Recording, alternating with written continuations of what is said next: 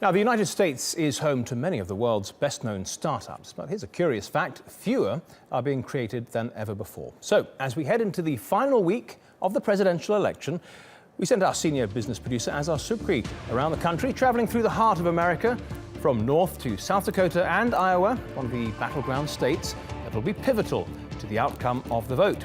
He's been meeting some of the tech entrepreneurs in Fargo, North Dakota, to get an idea of what they want from their next president. It's better known for its farmlands, wide open spaces, and as the setting for a certain Coen Brothers movie. But over the last few years, several thousand tech entrepreneurs have moved to Fargo, creating what's come to be unofficially known as Silicon Prairie. Many of them work out of places like this. Are they? No. The offices of Myriad Mobile, an app maker. CEO Jake Jorenstad started Myriad Mobile in 2011 while he was still studying computer engineering with 15 of his school friends.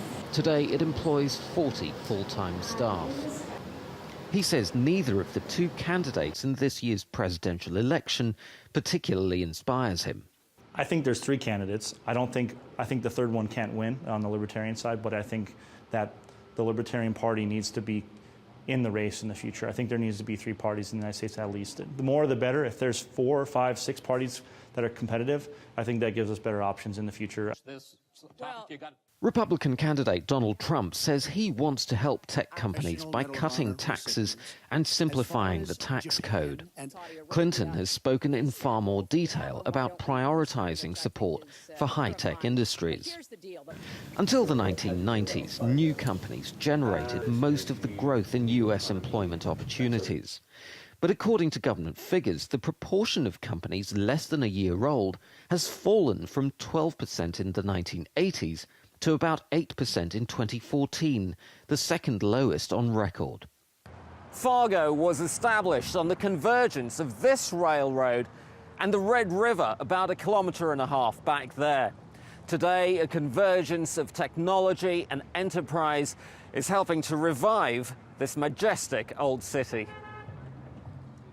For decades, North Dakota's population and fortunes had been in decline as young people moved to the thriving cities of the East and West.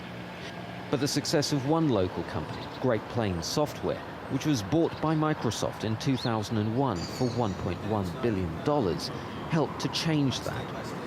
Fargo is an exciting place right now that has a unique intersection between artists and entrepreneurs. The artists and the makers are creating interesting and beautiful things, and there's a spirit of people that are taking risks, starting companies, and trying to make an impact.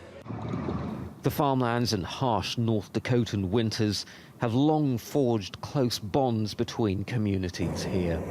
Now the new generation of Fargo's people wants to bring those same values to the equally tough world of technology.